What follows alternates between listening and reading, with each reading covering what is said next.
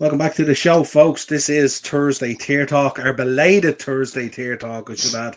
We had some technical issues, and I was on a show earlier with Del Boy Gunner TV talking about John Delaney bringing down the FAI and stuff like that. So go check that out on Del Boy's channel.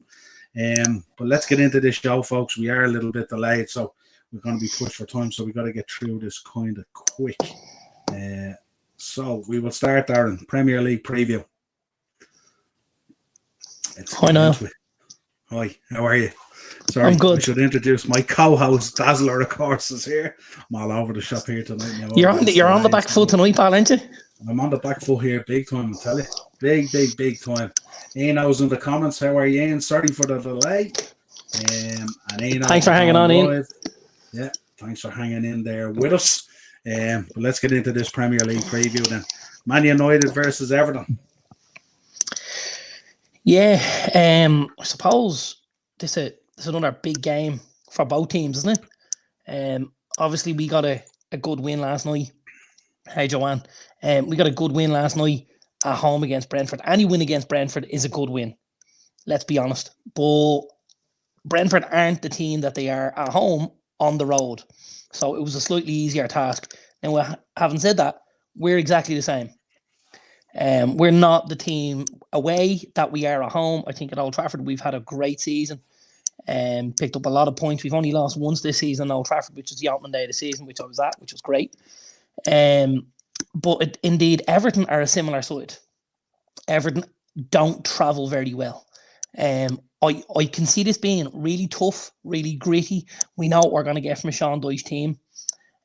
But I think because it's at home, and I think because the crowd will really be behind us after the win on last night, I think I'm just going to go 2-1 to United. 2-1 to United. Just to let you know, Joanne was in the chat last night on Dynamo's Doesn't, Darren. You'll appreciate this. Okay. Her favourite female wrestler was Sensational Sherry, and her favourite wrestler was Mr. Perfect Kurt Hennig. What a choice. Nice. Nice. So I was delighted to see Joanne in the chat last night. Touch of class about that, isn't there? Absolutely. And Daz is in. Big up, Daz. I think it's Daz's birthday today as well, as far as I know. Daz, happy birthday, brother. Enjoy. Happy birthday, Daz. Thanks for joining us. Joanne reckons 4-0 to United. Big shout, big call. I don't think we could beat the Everton under 21s 4-0 because we don't create enough chances, But big up, Statman Stevie in the chat as well. Good to see you there, my friend. Great to have all these people join us tonight, isn't it? Absolutely. And where would it be on a Thursday night if we didn't have the main man? Hi, folks. Have a busy night to record, so we'll be in for half an hour. Any Richarlison goals to report? Oh, no. He's had more managers this season, probably. He's like a dog with a bone at times, isn't he, our man, GP? Oh, he doesn't let up. Sure, he doesn't. He doesn't let up. He really doesn't. Villa versus Forest. Yeah, obviously, Villa. I actually spoke to Morris about this yesterday. Unai Emery doing what we kind of expected him to do at Aston Villa, and shoring things up. There you go. Look at that. Then, now, forever, until Friday night in SmackDown. But if you look at that, I mean, they were 16th in the league table. They've 12 points through 13 games. And now 44 points through 29 games. Phenomenal. Really phenomenal. We knew this is what happened. Because we know how good this guy is. He's proven all around Europe that he is a serious manager. Tactician. He's a tactician, exactly. He gets the best out of guys. And we knew there was some talent in that Villa squad. I know, obviously, it's not the squad he would want it to be yet. But I think he will start to mould that squad this summer, and he'll start to get the best out of guys. I see the boy Diego Carlos has been back on the bench the last couple of weeks as well, which will be big for them if they want to try and get that absolute, the QE2 that is Tyrone Mings out of that team. But they've been doing very, very well. I have Villa 2-1 here. I think Forest need a performance, but I think Villa will still have enough in the tank to get over the line. And I'm going 2-1. Aston Villa. This man's in trouble, isn't it? We're in a fight with a big group. It's not just 3, 4 or 5 teams. We have to back ourselves to get to the top of that group. And this is a guy we like. We like Stevie Clark, don't we? Or not Stevie Cooper, we sure do. Sorry, not Stevie Clark. Yeah, we Stevie do. Cooper. We do. Yeah, I listen, personally, if you look at where they were this time last year, they weren't really even looking at promotion. And they had a late charge and got up. I'd like to see him get the season out of it. I don't think I'd like to see them get rid of him 6 games before the end of the season or anything like that. Give him the spin, have the chat in the summer, maybe takes them back up. Big Sam did it at Bolton a couple of times where they yo-yo, they came up and they came down, and every time he built a bit of experience, and then he came back and made him a force in the league, you know. And I wouldn't mind seeing Cooper do something like that at Forest, but again, different times, and it'll be difficult to hold on to him if they do go down, you know. Joanne, I used to have a big poster of Mr. Perfect on my wall. Joanne, I would say you weren't the bet only you girl did, back Joanne. then. Yeah. I say you weren't the only girl back then. Acers, Villa getting Europa League next season. They could do even better. They sure That's could, you know. Goals. Absolutely, yeah. Brentford versus Newcastle. Yeah, I thought Brentford weren't great last night, if I'm honest. Thought they weren't great. They only played decent for the last 20 minutes, wasn't it, roughly? I didn't get to see a lot of the game. They pushed. Yeah, I watched the whole game. They pushed a little bit for the last 20 minutes, but really and truly, other than one save David De Gea had to make from the boy Kevin Shaddy to come on as a sub, there was very little for him to do. United weren't stretched at all. And indeed, as you've said before, isn't it? It's chalk and cheese home and away, really, isn't it? You've said it before on the shows. Yeah. Sure is. And you know, we'd expect a huge performance from them back at that community stadium, that Brentford stadium. But Newcastle are in form at the minute. Newcastle are really, really in form. Scoring goals. Joe Linton on the target last night with a couple. Isak's chipped in over the last few games. Callum Wilson. They're 4 on the bounce now. And this is something we talked about only 4 games ago, that if they go on a run, right, and all of a sudden they go 2-1, 2-1, 2-0, 5-1, and they've 12 from 12, and they are cruising in third place. 3 ahead of Spurs, level with United, and also United and Newcastle both have a game in hand on Spurs as well, crucially. I don't know if you're saying, did you see Callum Wilson's interview? He says, I do always fancy a goal at West Ham. He says, this is the norm for me there. It was kind of interesting. Bit of confidence and the swagger about these boys now, isn't there? Yeah, but I think Wilson himself he's got 2 hat-tricks at West Ham, if I'm not mistaken, for Bournemouth, 2 hat-tricks. So, you know, he definitely likes it there. I did hear Eddie Howe after the game, who was in charge when he was at Bournemouth, and he was saying Callum likes it here, because initially you would have thought Isak was going to start, because obviously he had a great game on Sunday and has been, has been pivotal in those last 3 games and getting those results. And all of a sudden, Wilson comes into the team, gets a couple, Joe Linton gets a couple, and Isak comes off the bench and gets another one. You're just thinking, this is going well. Yeah, they did a number on United, but United certainly bounced back. That's for sure. 2-0 is getting destroyed now, is it? I wouldn't say destroyed, but I'd say it was kind of like, I think Newcastle were very, very they were very, very worthy, good, full value, very full worthy value winners, for their win. Full 100%. But destroyed is a stretch, I think. Yeah. And when you throw as many darts as Acer does, one of them will eventually hit the target. You know what I mean? One's going to hit treble 20 eventually, isn't it? Keep out of the black and in the red. Nothing in this game for 2 in a bed. The sun shines on a dog's arse every once in a while. I don't think Newcastle are going to have it all their own way at the weekend, because I think Brentford will be much, much better back at home in that community stadium. And I am going for 1-1 in the Newcastle-Brentford game. Interesting. Fulham versus West Ham. Apparently, this is last chance saloon for David Moyes. I read today. Yeah, I think this is going to be a tough day at the office for West Ham. I think the only thing that's probably going to help them is the fact that obviously Mitrovic is out, and without him, Fulham have looked a bit toothless at times. I know the boy Carlos Vinicius has had a couple of games, but he kind of hasn't hit the targets, you know, the way Mitrovic has been able to do it. And I think it might be a bit of a struggle for goals for Fulham, but I do think it'll be a tough day at the office. I think they could batter West Ham and not maybe beat them.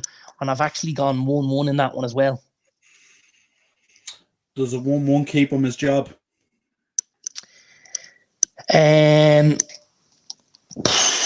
I'll tell you what, and I'll tell you what I'm going to look at. I'm going to look at who their game after that is, because that will be dependent, I think.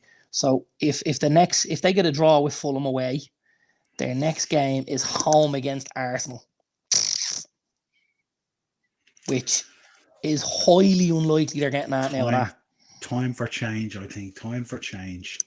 And then they're away at Bournemouth. Yeah, you know what? If they don't beat Fulham, I think it could be the end of David Moyes. I think so. Be time for me to drop another record-breaking season for managers, isn't it? I've been knocking these shorts out of the park with my predictions at the moment. I think I might have to drop a West Ham one.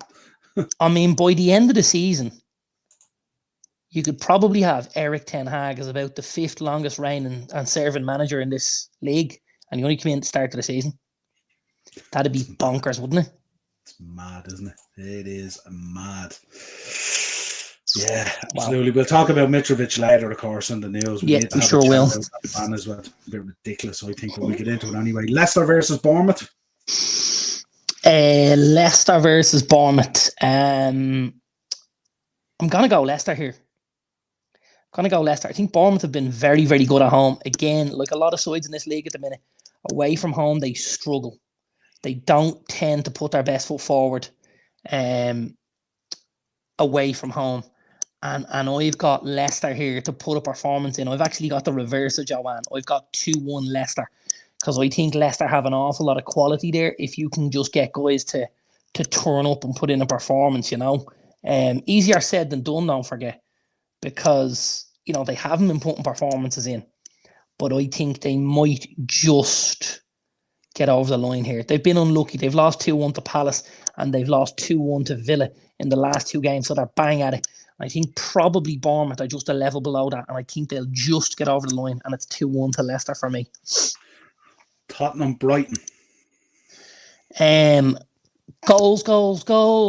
How do you like it? Goals. That'll have been a 0-0 now. It definitely won't be a 0-0. I can tell you that.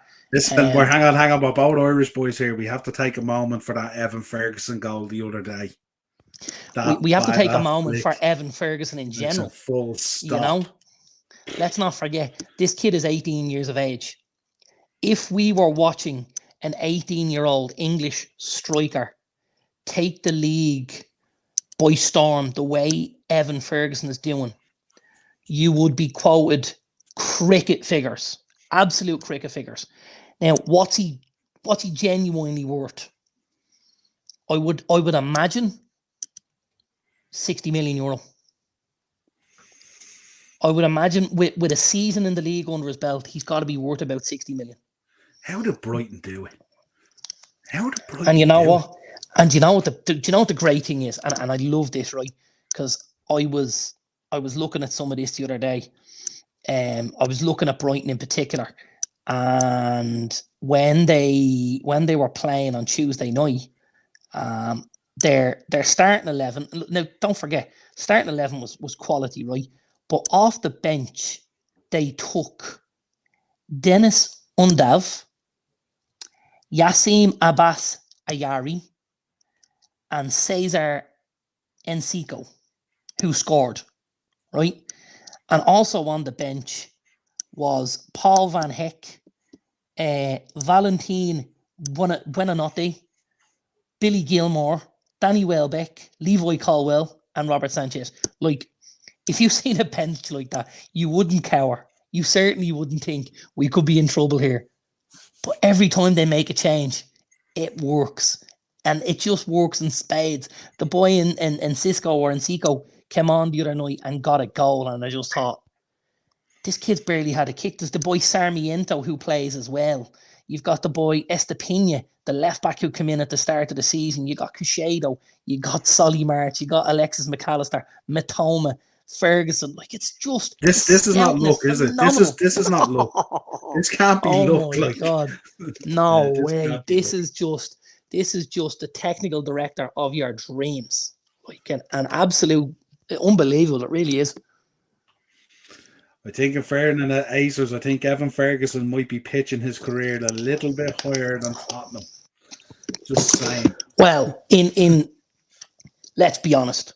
if Evan Ferguson went to Spurs for 60 million in the summer as Harry Kane's replacement, everybody's doing well. You know, Brighton have got 60 million in. They can get what, a full 11 players for that. I would only preface that by saying I'd imagine Evan Ferguson at some stage in his career wants to win silverware. Yeah, but Tottenham's a great stepping stone. You know, a great stepping stone. You look at somebody like Michael Carrick, who left West Ham, stepped to Tottenham, and eventually ended up at Manchester United. Dimitar Berbatov, same thing. Leverkusen, Spurs, United.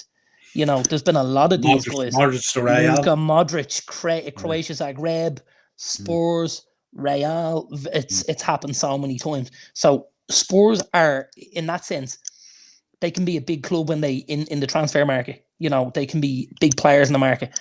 And if Harry Kane leaves Spurs, I got to be honest, I think Evan Ferguson would be an unbelievable replacement. Unbelievable. Give me your score. Tottenham, Brighton. 2-2. Nice draw there. Wolves versus Chelsea. And we will be talking about Chelsea later as well. Don't worry, folks. Yeah, got to be honest. I thought Chelsea were a little unlucky the other night. Really did. I felt like, you know, they bossed the game. They were the better team. And other than Alisson making a couple of good saves and Chelsea being a little bit wasteful in front of goal, they'd have got the win. Going away to Wolves will be difficult. We know Wolves are tight at home. They're tidy. Lopetegui has them playing you know, some decent football, and they're very resilient and stuff like that. But I think Chelsea will just have enough to wear them down. I think Wolves will get on the score sheet, but I think Chelsea will nick this 2-1. That good new manager bounce. Maybe. Talk about it later. Shall we all go and back Mason Mount to be captain on Sunday? Is that how things are going now, or captain? He'd be like Roy of the Rovers. He'd be on free kicks, corners, throw-ins, penalties, and fucking goal kicks. Assistant, the whole lot. He'd be going over to decide the subs, the whole lot. Southampton versus Man City. Yeah, this is the City juggernaut gathering speed for me. I know Southampton have had a couple of great results against City in the last few years there, but I do think City are just starting to gain pace here. I don't necessarily think it'll be a thumping, because Southampton are generally decent enough at the back. You know, Bazunu, the boy, Walker Peters, Salasau, Bella Kotchup. There's a few good footballers there at the back for Southampton. I'm just going to say 2-0 City. I think that's going to be a slaughterhouse. An absolute slaughterhouse. That's what I think. Morris, great to see Lampard back, isn't it? Potter should go to Leicester. Absolutely should. Yeah, absolutely. Leeds versus Palace. Yeah, obviously Palace had a great result last weekend. Really great result against Leicester at home. Roy getting the points on his return to Selhurst Park. I think, again, they'll be plucky. I think they'll be at it. I think they'll miss Wilfred Zaha. And I think that's going to be a small problem for them. And I think Leeds are playing quite well at the minute.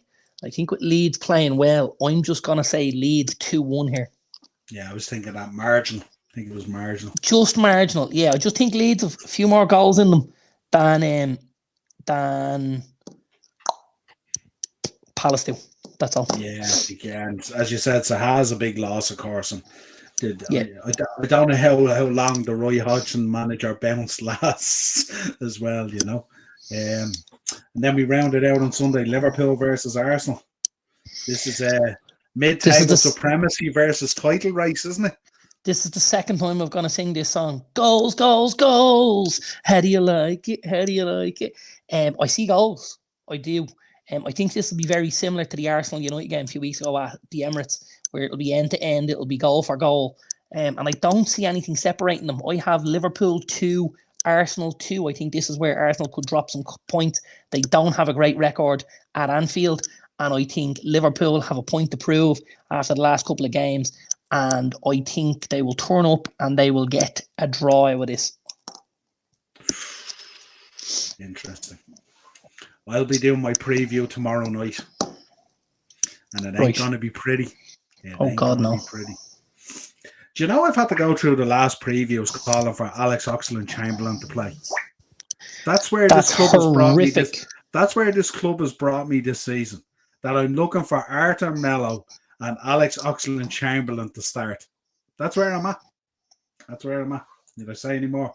Our resident ref is in. Evening, lads. This show should be sponsored by Nivea because you look youthful and as great as ever. I'm just out of the shower, Mark. That little face scrubbing out. It's great. It was a rough out week and ourselves at camp and all that. Sending me Shout out. pictures of us on. He has us on the thing here. He says, I have Babe Station on. It's me and you on the flat screen. On the flat screen, yeah. In It's that beautiful new media unit. It's mad on these shows, isn't it? We start off on 55-inch TVs and we finish on 75-inch TVs. Yes. God knows. Next thing we'll be in cinemas and all, you know. Widescreen for your pleasure. Sorry, I'll go with Joanne's. First of all, Leeds 2, Crystal Palace 1. Yeah, kind of close enough to what we're thinking. Palace probably pick up a goal. Acers, Mo Salah and Cody Gakpo will score in Liverpool 3-1. That's a massive show. Massive show. Massive. And Joanne thinks Liverpool 2, Arsenal 4. Big win for the Gunners on Anfield. Good Lord, if that happens, God help Klopp. Jesus. Tell you. Right, quick look at the table. Where are you at with predictions wise at the moment? Are we going? Arsenal and Man City obviously hasn't changed that much. The gap is pretty much the same. Both of them putting in good wins. Yeah. How's your feeling on the top four? You thinking Newcastle and United in whatever order? I am, but I think, we've still got a couple of games to play. We've obviously got Europa League and we've got the semi-final of the FA Cup. And I think every game we play now stretches us a little bit further. Now, obviously, it was great to get Anthony Martial back. The boy Sabitzer looked like he put in a great performance for me last night. Christian Eriksen's on the way back. Garnacho's mid-April. Casemiro's ban is nearly over. Like, they're 5 huge players. If you can get them back in the team and get them firing on all cylinders, you could end up back to your Casemiro and Eriksen with your Fernandes and then maybe your Martial and your Anthony and your Rashford. Quickly. Yeah. Now, I got to say, I thought Scott McTominay was excellent last night as well. Thought he was very, very good. I thought him and Sabitzer did a great job. Listen, you're never going to replace Christian Eriksen and Casemiro. They're two big players to try and replace. But I think what the lads did last night was they put in a very honest performance. The work rate and the effort was great. I thought McTominay put his body on the line quite a bit and got in the way of shots and blocks and stuff like that, which was great. And that's what you need at this thing, It's Arsenal to the wall time at this stage, and we've 10 big games in front of us, and we need a certain amount of points to get there. Yeah. Certainly looking that way in terms of form and stuff like that, though. Newcastle on the tear. Let's see what happens. What about our bottom three predictions? Were pretty good. We did say Leicester were going to nosedive in there, didn't we? But we weren't expecting Palace to get the win. Sure, we weren't. Palace hadn't got the win. I think the big thing with Palace was, obviously getting Hodgson in and nicking it. We did say Southampton and we did say Leicester, and I was verging on the side of Palace, but they've done well now. I gotta say, I think this week, if I'm looking at a team, I'm probably looking at Forest going, you need to win some points here real quick, or this ends up being West Ham as well. Yeah. Look at how close it is down there. I mean, genuinely, everybody from 12th to 20th could go down. I'll give you a laugh here. I'm more excited this season about looking at the relegation battle every Saturday and Sunday in how it unfolds than I am about watching my own team. There you go. And listen, don't worry, I've been there, and it hasn't been that long ago. So a decade of dominance. Marky's in. He doesn't believe you're just out of the shower. Prove it. He wants pics. Send them on later, Marky. You'll get them on only wrestling fans. Our other site. Morris in. It was great to get Martial back, Weghorst. I think you certainly can't knock the lad for his work rate and his effort and stuff like that. But I won't be displeased to see us bring in a striker in the summer and really have someone to kind of aim at and to, and that'll really excite me, I have to say now. And hopefully we can get the best out of the guys around them then. Yeah, I think if you want to push on from this season and you want to get into a title race and stuff like that, proper title race and stuff like that, I think you have to park your ideas of work rate and bring in quality and all that kind of stuff and mix it with that bit of work rate that's in there. But if you've too much work rate, you've no final article. You know what I mean? We know we need a striker, and we're probably going for another midfielder and possibly another centre back, and then you're possibly looking at a keeper and a right back. So 4 or 5 positions there that we could, get a couple of lads out, maybe bring some of the younger boys through, and then bring some big ballers into the club and try and elevate us next season again. Yeah, absolutely. Morris there, 2 bogey games coming up for Arsenal, Liverpool and City. They're going to define this title, right? They're going to define this title race. They sure are. Yeah, I agree wholeheartedly. Morris back in. Forest, Southampton and Bournemouth for me. Terrible goal differences. Yeah, this is going to be exciting. This is going to be, I hope this comes down to the last day and there's about 6 or 7 teams in it. And Acers, 9 years ago today, Undertaker WrestleMania Street died. He loves these shows, doesn't he? He loves these shows. And you know what? It was like the absolute worst idea to end that streak. I just hope on Sunday after watching the Arsenal game, I'm not like that big dude that's saying Undertaker lose. Ain't in. Only upper tier fans. That's it. Joanne's in. I ain't worried about Sunday. So why would you, Joanne? You are absolutely flying at the moment. I'm worried about Sunday. Acers, Morris forgot Newcastle away. Newcastle away as well. Yeah, God. Newcastle away is a tough one. I can tell you about that. Don't you worry. Jesus. Right. Let's get into some news. That's a record-breaking time, I think it is, for a Premier League preview. 27 minutes. We've done well there. We got through there, didn't we? Yeah, we sure did. Yeah, but we've got plenty to talk about. We spoke about Cooper and Moyes. Brighton dreaming of playing in Europe, and fair play to them and stuff like that. I looked at a report there. Absolutely. Let's start off then. Mitrovic, 8-game ban. Give me your thoughts. And the FA seeking for increased punishment. Yeah, I find this a little bit of a tough one. I understand they're making an example out of him. And don't get me wrong, what he did was wrong. Absolutely. And I think he'll hold his hand up for that and stuff like that. I think the number of games you come up with then is a little bit pie in the sky. You could come up with 6, you could come up with 8, you could come up with 10. There's no right or wrong. Now, I kind of like the idea that he gets to play before the end of the season, so that, because you could go into the summer on a serious low mentally if you were to have a ban that brought you right up until, and I know the FA, when they're thinking about these things, they don't think about Alexander Mitrovic's mental health, but it's possibly something they should take into account. I'm sure at this stage he's taken an awful lot of abuse from Fulham fans and a lot of other fans over this incident, and it can't be easy for him. You know what it's like now on social media, the way people want to go in on players and stuff like that, especially with the season Fulham are having and how pivotal he is to Fulham's play. Absolutely.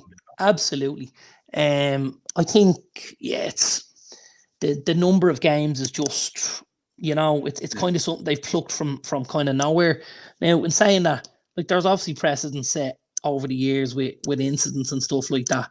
And if we look at the Di Canio, and I know it's a long time ago, was it a 13-game ban he got? 12, I think, wasn't it? Wasn't it 12? It was 12. So if we're looking at what Di Canio did, Mitrovic's was a lot less harsh than that. Yeah, you know what I mean? Let's sum it up here. He basically grabbed the ref by the shoulder to get his attention about something in the heat of the moment and stuff like that. He didn't exactly whip out a chair and chair shot him across the back or something like that. You know what I mean? No, he didn't. But the problem is, the more times that somebody grabs a ref by the shoulder like that, the more likely it becomes that they do get a chair shot. So if you nip it in the bud and you show people that that's not on the cards, but neither is putting your hand on them, you kind of lay down the ground rules. I think 8 is You know, Yeah, but I I'm mean, kind of we often talk about this, don't we? That like the wigs and the suits and the officers who make these decisions and look at these things don't necessarily understand football and stuff like that, and probably have never been in the heat of the battle of a moment like that and stuff like that. I And you I and spoke to you and me I know spoke to a guy today. Mm, I spoke yeah, to a guy today, and he gave me a great name for these people. mm, The bean counters. yeah. But these guys, like, not only that, but if you think about it, like, I mean, there's a huge frustration within players there at the level of refereeing and the quality of refereeing in this league. Absolutely. It's supposed to be the biggest league in the world, the most broadcast league in the world, the most watched league in the world.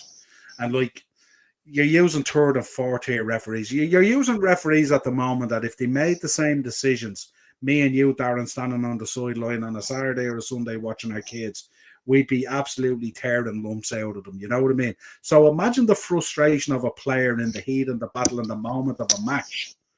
You know what I mean? And like, okay, he Yeah. manhandled him and he grabbed him by the shoulder. There's no doubt about that. 8 games kind of sickens me, really, in terms of how good Fulham are doing and the season that Marco Silva was happening, and how important he is, and what's on the line and stuff like that. They're pushing for the European spot. They could drop down into mid-table or I bottom mean, half over the this. issue is, like, for violent conduct, you could get 5. So if you're getting 5 for violent conduct, it's got to be elevated from the 5 if you've gone near a referee. Because obviously players are what you would describe on a football pitch as fair game, whereas the referee is not on the menu at all. So I don't really have Yeah, a but it's huge not issue with the violent. 8 games. It's not violent conduct, is it? Like, I mean, he grabbed him by the ref to get his attention because he was steaming and fuming at a decision. You know what I Yeah, mean? He but didn't exactly swing him around and stitch him a loaf. no, we didn't. But so again, this is where the FA are putting that barrier in front of the ref, and they're saying, you go near this guy, this is how we're going to treat you. And I mean, we've seen referees over the years and even recently be absolutely badgered by teams. And when a referee makes a bad decision, they're human. We talk about this, right? There's going to be human error with decisions at times. This is what VAR is for, right? Now, like, the referee hasn't necessarily made a bad decision, like in the United game. That's absolutely a sending off and a penalty. It's handball on the line, right? So the ref hasn't done a whole lot, and Mitrovic still wants to go over and argue the case and put, you know what I mean? So you've got to turn around at some stage and go, well, all right, how do we alleviate, any blame here? Well, at times you can't, because the guy overstepped the line. And if it's 5 for violent conduct, it's got to be 8 if you put your hand on an official. Yeah, I don't know. I think, look, he wasn't the only one going ballistic. I mean, Marco Silva was going ballistic. The bench was going ballistic. The coaching Listen, and staff, Silva got the half chop the as well, team didn't he? Yeah, but he only got 2 games. Remember that. But remember as well, half the team was going ballistic as well. It just so happened Mitrovic was the one who put his hand on the ref's shoulder and kind of swung him around and stuff like that. But here's the other thing, and don't forget this: Mitrovic has history. Yeah, no, don't dispute that. I mean, we know he's a hothead. So I mean, if ever there was a guy that needed a slap on the hand to try and keep things in check, he's probably right up there on the list, So they've looked at this. It's not what you just would describe as an isolated incident when it's Alexander Mitrovic. It's happened time and time again. So maybe this is the FA sending a message to him that we kind of have enough of your bullshit. Put a rein on it, or you won't play ball again. And if that's the case, I'm all right with it. I really am. Yeah, I don't know. I just thought it was harsh. You know what I mean? I mean, look at referees. Referees go out and have a deplorable performance. Get decisions wrong and stuff like that. You've got VAR, which is an absolute shambles, getting stuff wrong, which is impacting on the league, impacting on teams and stuff like that. We've seen it with Arsenal and all. If Arsenal don't win the league this year, they look back at moments like that Brentford decision and stuff like that and all, where VAR got this stuff wrong and stuff like that and all. Where's the 5 games and the 8-game bans for those guys? You know what I mean? Yeah, well, it has to be a 2-way street as well here. You know what I mean? Yeah, but none of the referees went and put their hands on players. That's different. So we've seen referees be dropped out of the league for performances. So Yeah, but that's Darren, look happened. at They what didn't happens. take They it get out for dropped out weeks. of the league for a game or two or something like that. You know I what I know, mean? but they don't Where they're have the having a pool of huge impact. referees. So don't forget, if these are the referees who are the creme de la creme of what's out there, what's below them? And do you want them officiating games week to week? Absolutely not. If they're a level below what's in the league, don't forget. Yeah. We'll move on from it anyway. I thought it was harsh. You can understand why it was 8 games. I can understand why it was 8 games, but I do think it's very harsh because I think I just think there's a bigger picture there to be observed as well in terms of the frustration going through the officiating and stuff like that, And I can understand. I know, but don't forget that decision isn't wrong either. So if you're going to get frustrated at a decision, at least let's get frustrated when that was wrong. Like that decision and the situation that played out there was 100% nail on the head. The referee. But this is the issue. The issue is right. you can't get frustrated at a decision that's wrong as well, because if you get frustrated at a decision that's wrong, they're whacking the cards at you as well. So you can't win either way if you're a player. So you've got to just accept the decision and the referee's decision, be it right or wrong, which they are. I know the argument. Which they are able to do in other sports. But we just can't do it in football. Yeah, and I understand where you come from as well. They're professional athletes, professional footballers that act in a professional way. And obviously there's kids looking up to these guys as their heroes and they have to demonstrate themselves. I'm going to the Aviva tomorrow night for the Heineken Cup quarterfinal. Leicester Tigers visit the Aviva to play Leinster. You will not see one player on that pitch tomorrow go and step to a referee and argue like that. You might see the captain walk to the referee and say, "Excuse me, sir, can I have a word, please?" And there'll be a two-way conversation, and he'll be told, "No, that's it, step away," and he's gone. And it's the only way to officiate. But I'd like to preface something. The refereeing at that level is chalk and cheese compared to the Premier League. The officiating in rugby is very high level and top notch. And here's the thing I will say about that.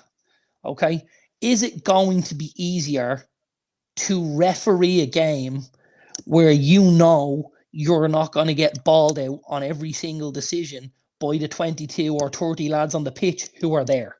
If you only had to deal with one captain each time, like, you know what I mean? Life would be an awful lot easier. And they've the way absolutely right. And also the VAR system and the TMO in the rugby has been around for years and it works almost flawlessly. Right? There are subjective calls where, someone will say, "Oh, I feel like he dropped them on it and I feel like he didn't," and bloody right. And we'll hear in the conversation, this is something we've talked about. We want to hear the conversation between VAR and an official, a match official. Like I'm watching games recently and I'm looking thinking, that's a penalty. That's a stonewall penalty. And all of a sudden VAR have checked it and it's play on. And you're going, hear the conversation. They don't even show us the lines anymore, for God's sake. It's such a debacle. I'm like, really? And the line has to be the part of the player's body that is in contact with the pitch. Forget about the rest of the body. Forget about it. If your foot's on the ground, you measure from the foot, not the knee. That has to change. That will change. Absolutely will.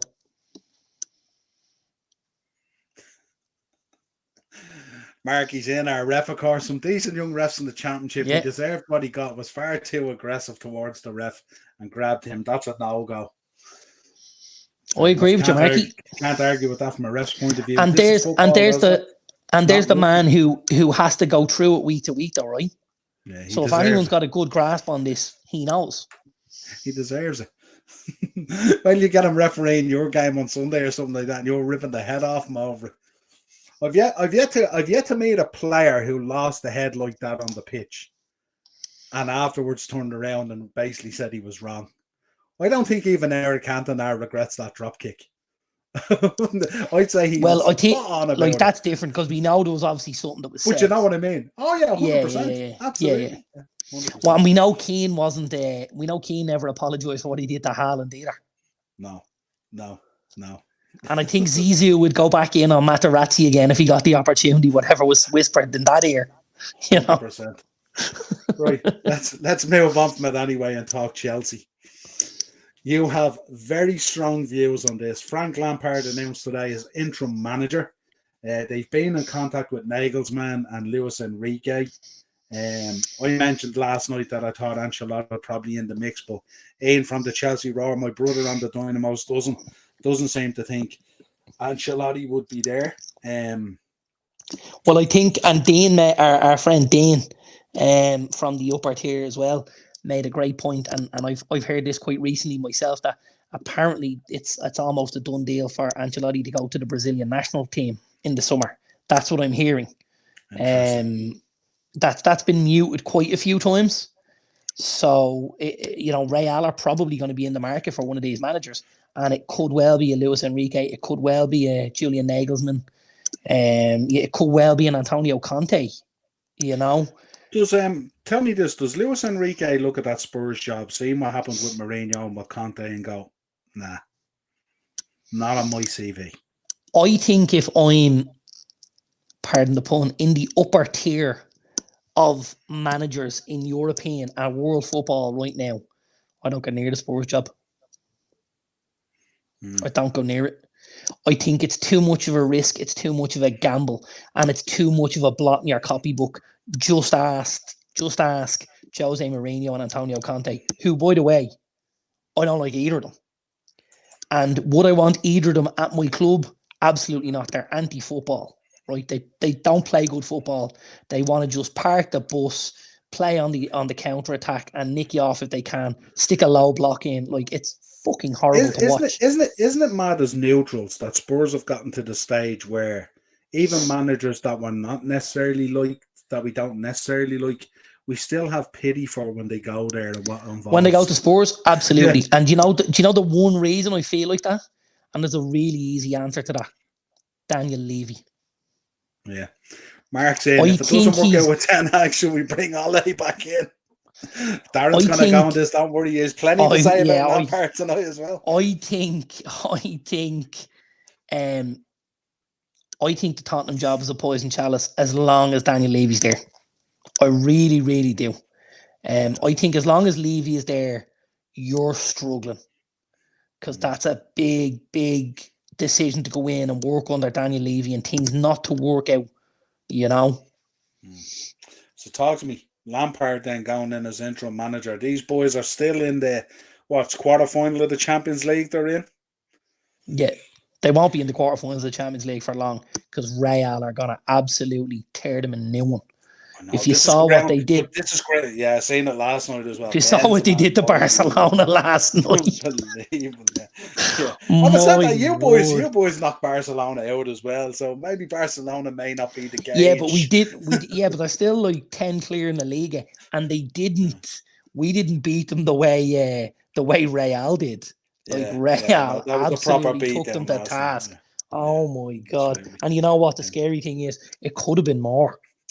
Like 4 didn't flatter them. Yeah, do you know the thing about this though? We were kind of thinking a little bit this way when Tuchel went in, and look what evolved. You know what I mean? Now, don't get me wrong. I'm not saying Frank Lampard is Tuchel level or anything like that. Heaven forbid I would say something like that. But you know what I mean. I suppose I dropped the Champions League thing in thinking, you mentioned last night in our WhatsApp group, did they not have a plan? They knew. I mean, I think we knew. Did we know probably 6-8 weeks ago Potter was kind of a dead man walking, but because me and you are fans of him, we kind of didn't want to turn around and officially go. We wanted to give him the chance and the benefit. No, well, I think when you hear the messages that are coming out of Stamford Bridge, it's a long-term project. We've given them this big deal. We know what our plans are. We expected things to, not quite be where they are right now, and blah, blah, blah, blah. That you look at it and you go, oh, well, they're going to back Potter. They're going to leave him there because they understand he's a good manager. They understand the shit he's dealing with. I put some stuff into the WhatsApp group the other day for you guys. And some of the conditions at Covham for the Chelsea first team are ludicrous, shall we say. It's up on our shorts if you want to check it out. It's up on our shorts. Like, it's absolutely not. The lad didn't have enough room for players in the changing room. That's bonkers. That is absolute bonkers. You think with all the money you were spending on players, you could knock a wall down and push something out a bit, right? Am I missing something? Like, I don't I don't even slightly get Frank Lampard. I get none of it. Like, I don't. Okay, so you had a spin at Chelsea. You did okay, and then you failed miserably, right? You've had a go at Everton.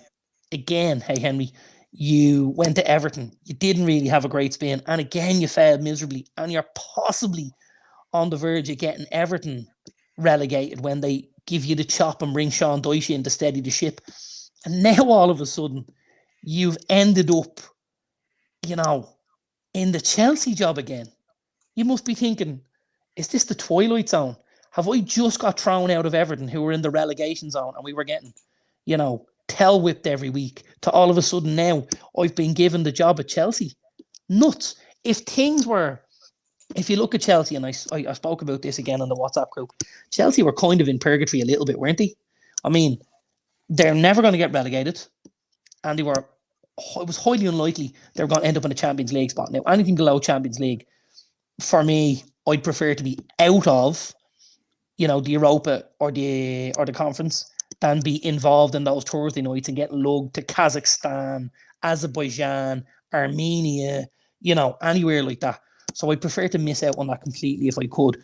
I'd love to have one game a week with a squad, with a set of tactics, with a changing room big enough for everybody, and give myself an opportunity to get my team back into the Champions League next season after we've trimmed the fat off this squad, after we've balanced things up a little bit, got a striker in, maybe got another centre midfielder, possibly a goalkeeper or two, because the two lads there at the minute are both shite, by the way. So to take Potter out of that and to bring Lampard in is just off the wall. Like, it's really off the wall. If I pull the trigger on Potter, I've at least had the conversation with Enrique, with Pochettino, and with Nagelsmann. I haven't pulled the trigger and then gone, let's see what's around here then. There must be something under here. Like, that's nuts. I think not only us, I think most Chelsea fans would have thought, and they would have, in their mindset, would have been that Potter would be there till the end of the season anyway. Absolutely. And maybe make the change in the summer. This is kind of a strange one, but it's and then, as you said, it's even more strange. It's Lampard going back there, which is kind of, and I kind of called it. We said it the other night as well at the match as well and stuff like that. When we seen him there at the ground, he wasn't there just to hang out, Well, I thought it was strange that he was there initially. And then you're getting word that, he's possibly going to be in charge until the end of the season. And you're going, no, he's not. Don't be cracking jokes like that, lads. Don't be getting Christine's hopes up that she might get Frank out of gaff for a few weeks. And then the next minute, it's up on Romano, it's Ornstein, it's the Athletic, and you're like, this is happening. This is actually happening. I don't get it. I think Bowley needs to either A, start taking the tablets, or B, stop taking the tablets, because there's something not fucking right at Chelsea, and it comes from the top down, and Bowley needs to really have a look at himself. Honestly, we spoke about this. We spoke about the reputation that American owners have with soccer. He's not doing a whole lot to change our minds, is he? No, not really. Ian Barron in, a new subscriber. Welcome on board, Ian. Thanks for dropping in. Really, Thanks, appreciate Ian. The subscription as Absolutely. well. He's in. He says, "Hi guys, I'm a Darlington FC fan." Brilliant. That's what we want to hear. We were made bankrupt in 2011, reformed in 2012, demoted 4 leagues. We are currently a fan-owned National League North club. We have had 3 promotions to date. Absolutely stellar. Love to hear that fan-owned club. Darlow were a big club back in the day, man. They were. Darlow were a big club back in the day. Am I right in saying, Ian will tell me, was there did you guys just move to a big stadium before that you were made bankrupt? I'm pretty sure there was a brand new fancy stadium that Darlington were playing their games in, and all of a sudden they went tits up. It was mental.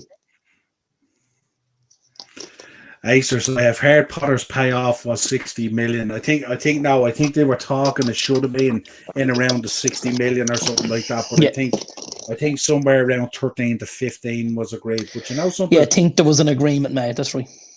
I think Potter, being the manager that he is, I think he'd give all that money back to have it worked out a bit better than it did. That's absolutely. Sure. Vote for Dazzler, #1 FIFA soccer president. Dazzler be more UEFA than FIFA. Dazzler isn't I'm a a fan man of of the, international football. I'm a man of the people here. Absolutely. Redbird is in. Big up, Redbird. Saws, I'm like, got caught up in something. Redbird, give me a prediction for Sunday. I'll be doing a preview tomorrow night. Was it a for Sunday. spider's web? Happens to me all the time. Just throwing it out there. Yeah, and Ted's in. Potter in. Hey, Ted. How are you, Ted? The Darlington Arena was 25k Cedar Stadium. Yeah. The death of Darlington FC. You should. I knew it. I saw this, and I think at the time they were playing in League Two, and this beautiful, shiny stadium, and they had an owner that was pumping money in, and you're seeing highlights on like Match of the Day and on Sky, and there's like 1,000 fans in this massive, polished, shiny new stadium, and you're going, this can't last that long, right? What's that equivalent? That'd be equivalent to what, the Vitality, would it? And I think it's small. I think it's bigger than the Vitality. Bigger. What's the Vitality about? 21, 22? I thought it was like 21. 21, 22, but, yeah. We'll have a look. I can. So what happens? What happens to that stadium then? Or what has happened? Maybe Ian can tell us. What's happened to the stadium? I don't know is the answer. So the Vitality is Bournemouth.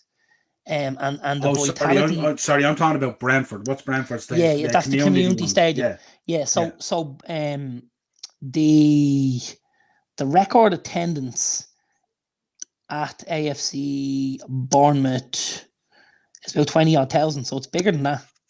Yeah. It's bigger than that. No, it's not. Hang on. Fratton, baseball ground. No, 6 more rows. Hang on. We're looking here. We're still going. Come on, will you? Show me what I want to see. Okay, so how many in the Brentford Community Stadium? 17,500.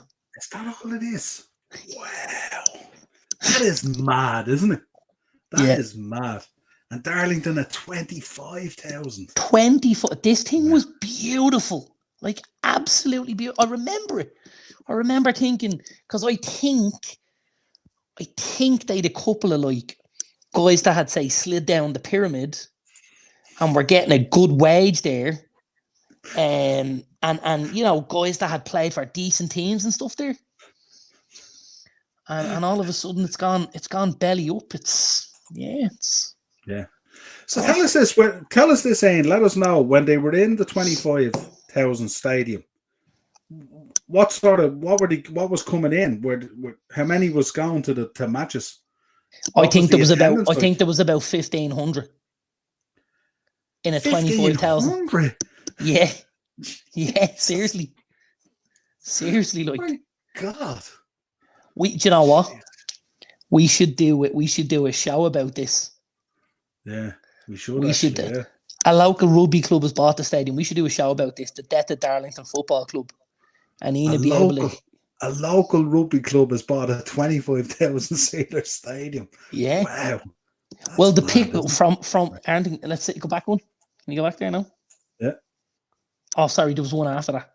Maybe this one. Sorry, this one. Yeah, fans raised over £2 million since reformation to help the club keep running. Not bad for part-time fans. I think at one stage when I was watching the highlights on Match of the Day 2 or on Sky, there was about 1,500 fans in that 25,000 seater stadium, which is less than 10% capacity. And would that be, if you could remember when you were watching, would that be when they were kind of on that downward spiral, or would it? They were on. Well, they kind of plateaued at about League Two, from what I remember. They kind of plateaued at League Two, couldn't get out. I think the idea was to bump to League One and bump to the Championship, and then all of a sudden have this stadium purpose-built for the Championship, and they just didn't manage. And I think, like I said, they ended up bringing in some guys that were on the slide down the pyramid. Yeah, 1,600. There you go. Absolutely. There you go. Spot on. Fair play, Darren. And I think they had guys that had kind of fallen down fallen down the football pyramid. Well, am I right? Who was the boy, Lawrence, that played for Ireland with the blonde bits in his hair? Remember the boy played in centre midfield? Yeah. He played for Sunderland. I think he ended up at Darlington. Lawrence. Let me see. I can't think of the kid's name. A blondie kid, played in the middle. National Lawrence.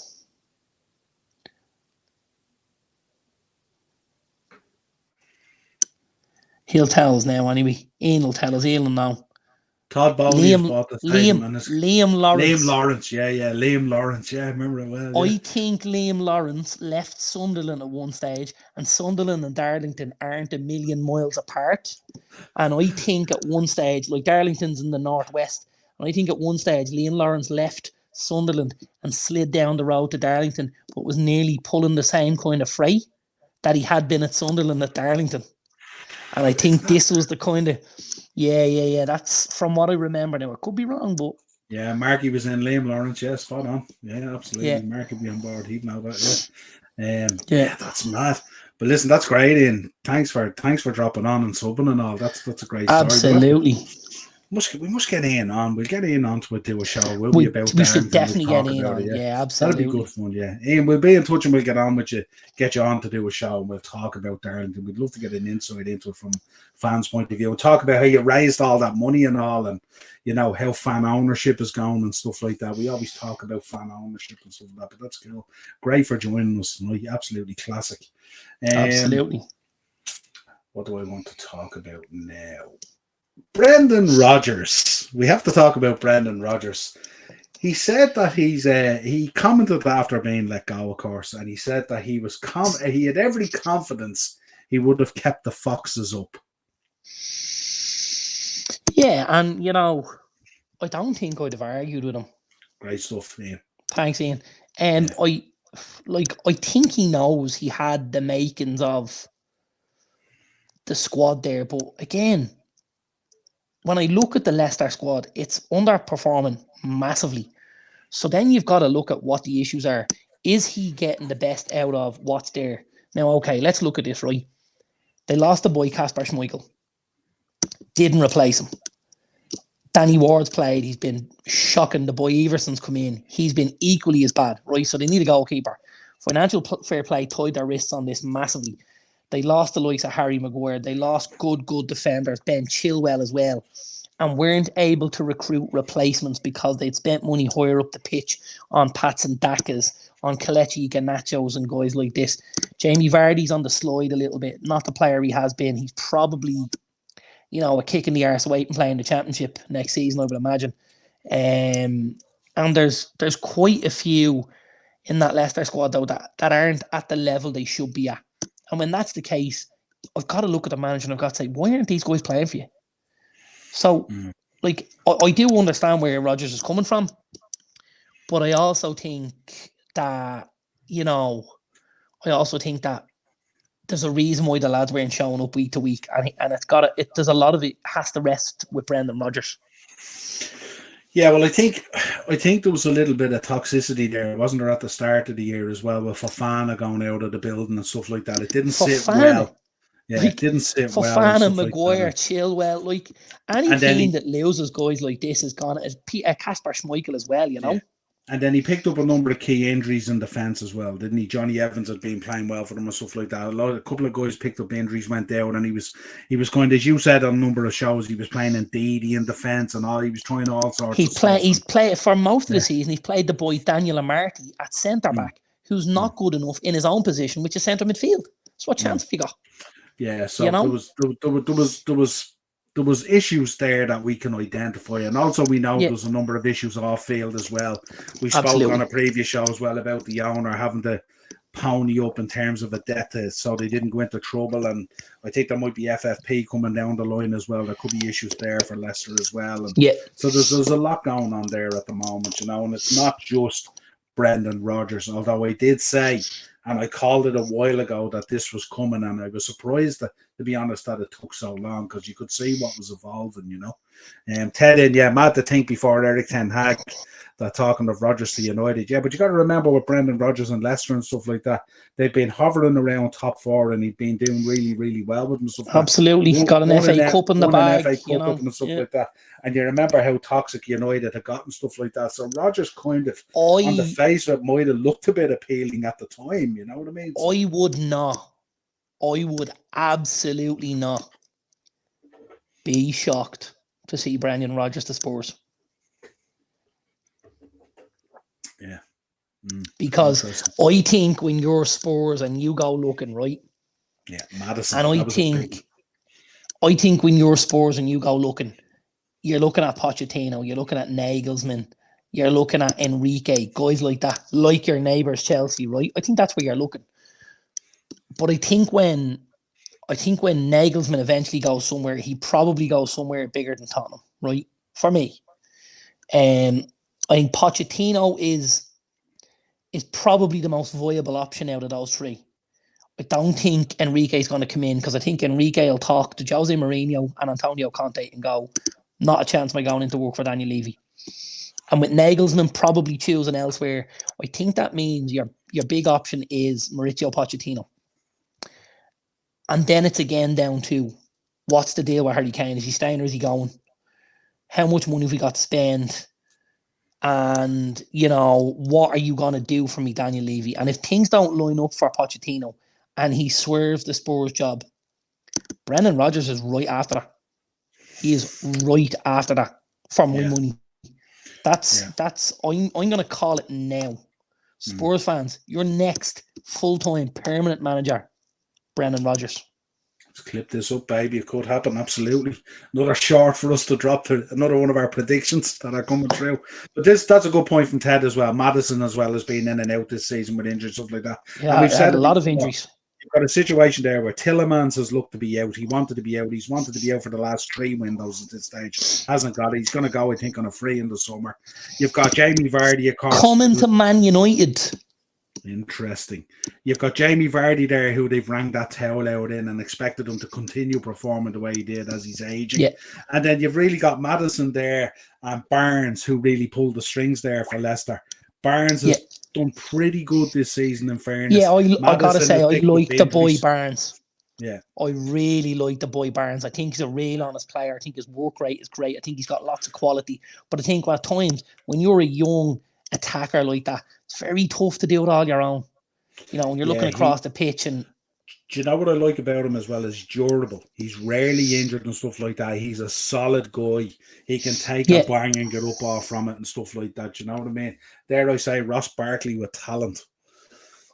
He's a solid performer. He's a solid dude. He's never injured and he's always on it and stuff like that. You know what I mean? So absolutely, Barnes for me, top player. By the way, I fully expect Tielemans to go to United. So you can clip that. You can clip that one as well. Do you know the only reason it may not happen if the change of ownership goes through and you're awash with cash? You might look to level up because you've got money to spend. That's the only thing. I think if the sale hasn't gone through by then, I think you're spot on. I think you're possibly, but you know what I think the other thing is? With FFP and with clubs being cracked down on, teams like United will look into the free agency market to fill spaces on the roster and to look at guys and go, okay, who can we get in that's not going to cost us a transfer fee on a reasonable wage that we know can go play FA Cup games, Carabao Cup games, games at home against fucking Southampton or Wolves, or you know what I mean? And Yuri Tielemans can absolutely do that. Is he going to be involved when we go away to Man City on a Tuesday evening? I'm not quite sure, but we could do worse than Yuri Tielemans on a free, I tell you. Absolutely. Here, who are you telling? Right. Don't talk to me about midfields. Don't get me started on that. We could be here for another hour. Great point there from Mark. If you could go to Spurs or Chelsea, I know what my answer would be. It's a kind of a weird one, isn't it? Because if you go to Spurs, you're going to be sold this thing by Daniel Levy, and he's just going to turn around and reverse it back out and not back. He's going to sell you the project and then not deliver the project. If you go to Chelsea, you've probably got 18 months that the clock is ticking before there's a change with the turnover of managers. So it's kind of it is a real dilemma. I won't lie. I think Nagelsmann will go to PSG. All the sounds are coming out there. All the sounds are coming out from PSG that they're going to relieve their manager their duties at the end of the season. They're not going to do it mid-season. They're just going to truck on, get to the end of the season. There's a step down, pal. I think Nagelsmann is exactly what PSG need.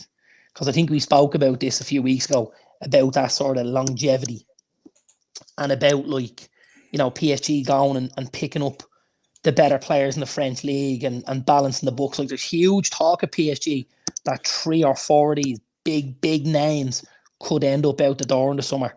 Lionel Messi is getting closer to the door. Neymar as well. Kylian Mbappe, will he want that Madrid move? If those 3 lads leave PSG, that's a huge rebuild for somebody. Huge rebuild.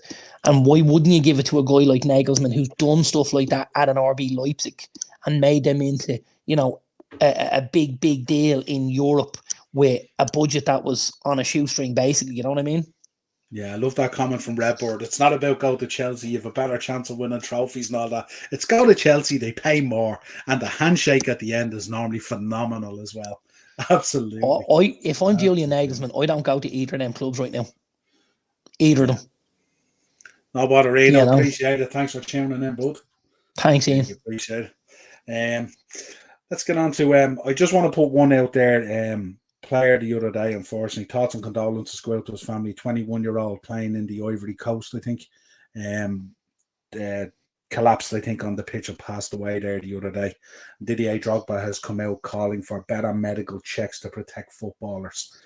Absolutely, we concur with that, especially on this podcast. But our thoughts and prayers go out to the family and the friends and the teams and the people who had to witness it and all that stuff. Very, very sad news there the other day. So just thought I'd put that out there before we move on. Absolutely. So let's get on to beat the bookie. I have some bets now. Oh, let's go, baby. Let's go. Right, what have we got? I've just got the 2, but listen, 2 is better than nothing.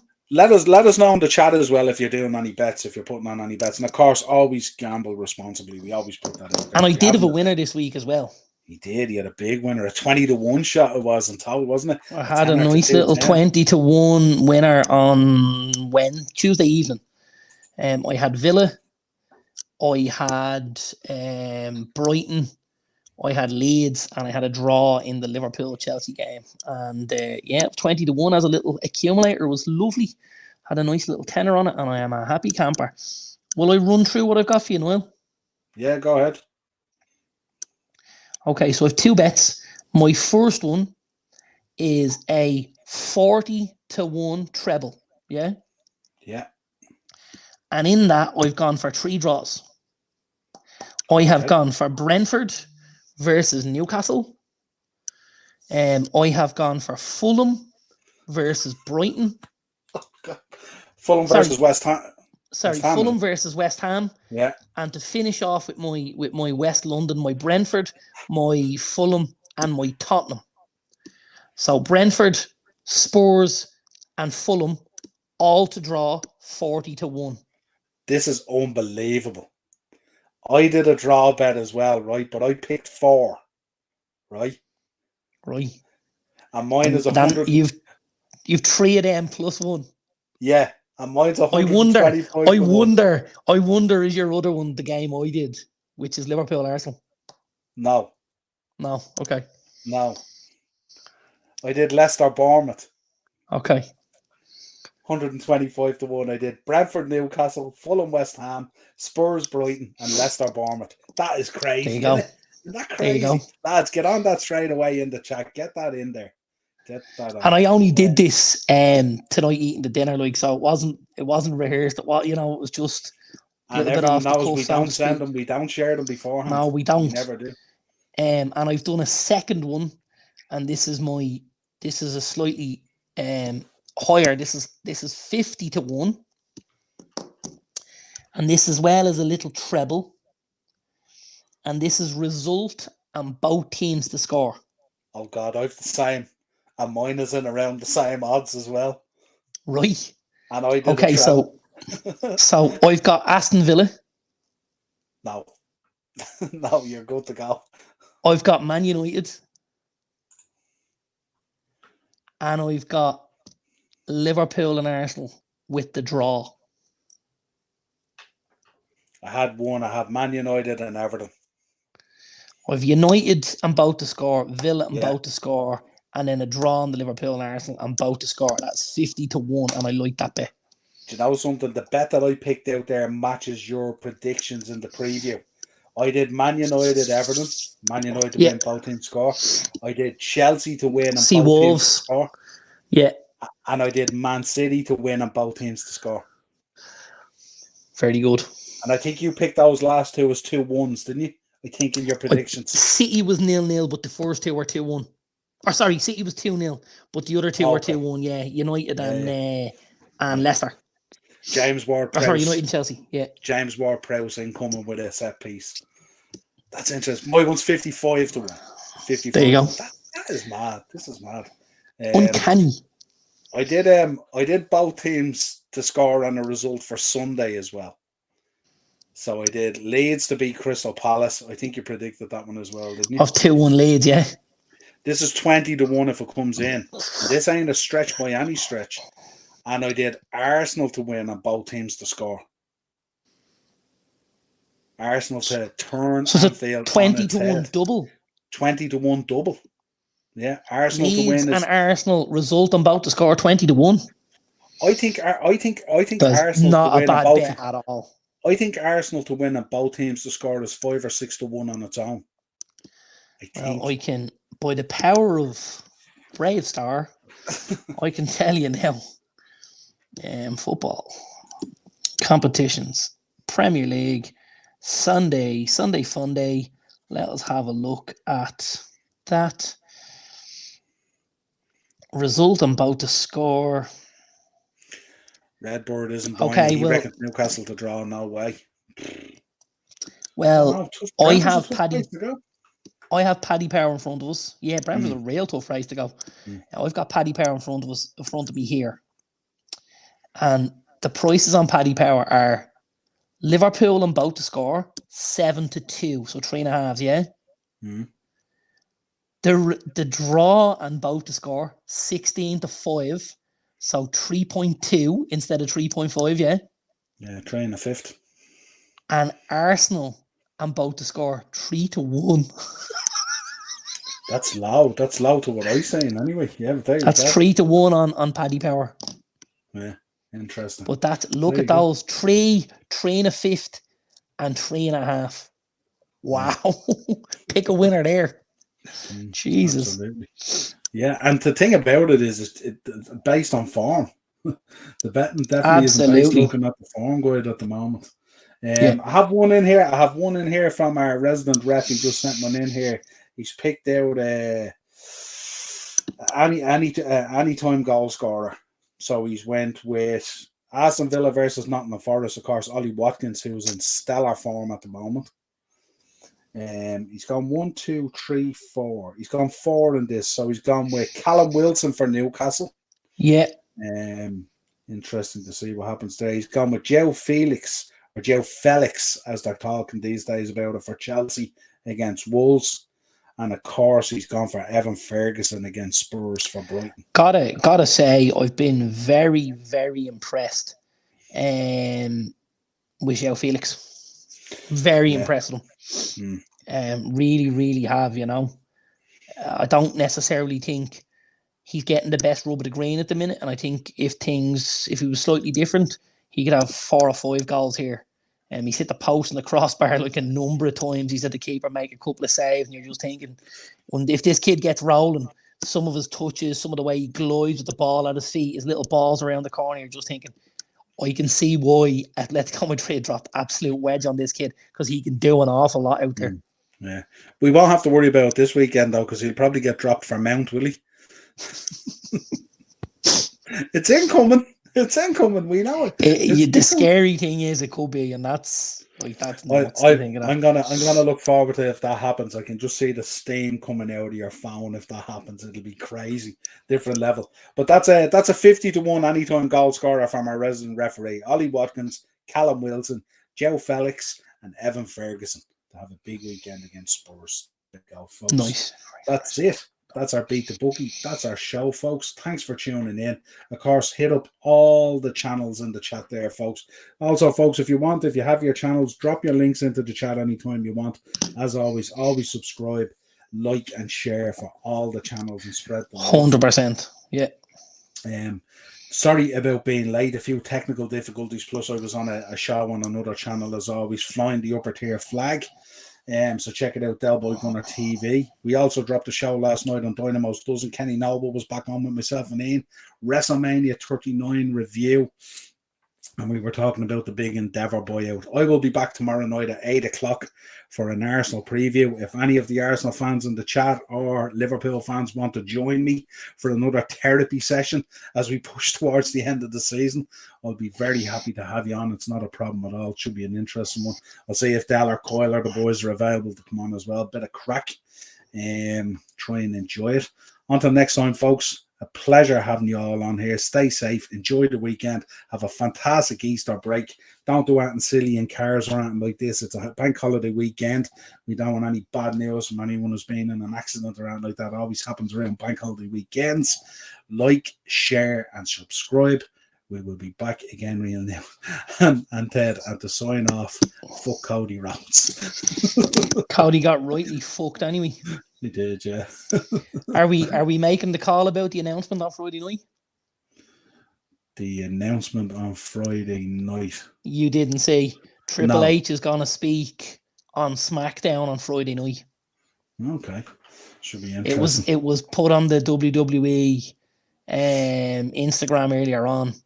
That on Friday night Triple H will address. Let me read the WWE. Let me read what we have here. There was a picture of the blue background, and there was a picture of Triple H, and it just says, that's not it either. Great, I'm knocking this out of the ballpark, and it just says WWE that Aces reckons Triple H, you're fired.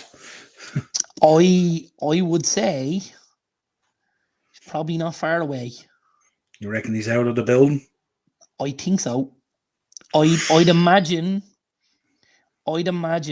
he is going to tell us that he's taken a step back from creative, which will basically mean the old man back down with Sean in NXT again. No, I think he might go further. I think he might go home. I don't believe that at all. I don't believe, it was Triple H that fucked him over. I think Triple H was going to build a story. The face always chases the heel. That's always the way it's worked in this business. But I certainly think that Triple H is going to take a step down on Friday, which means we're left with the dirty old man, and it'll be back to watching fucking your local house shows because WWE will suck balls again, which is back to the attitude era. Back to the attitude which means, era. You know what? Actually, Tony Khan might not be that crazy with filling Wembley Stadium.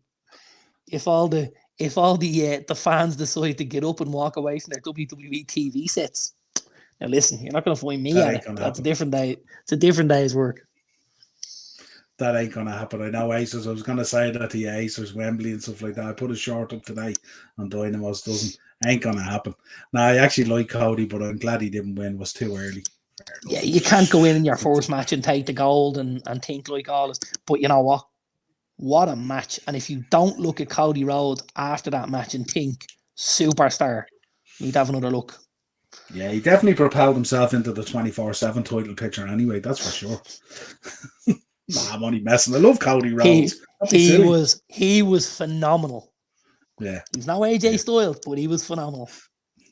Absolutely. Listen, folks, until next time, absolute pleasure as always. We will talk to you again real soon. Catch you tomorrow, 8 o'clock. Big preview for the Super Sunday. Until next time, folks, you can acknowledge me and Darren.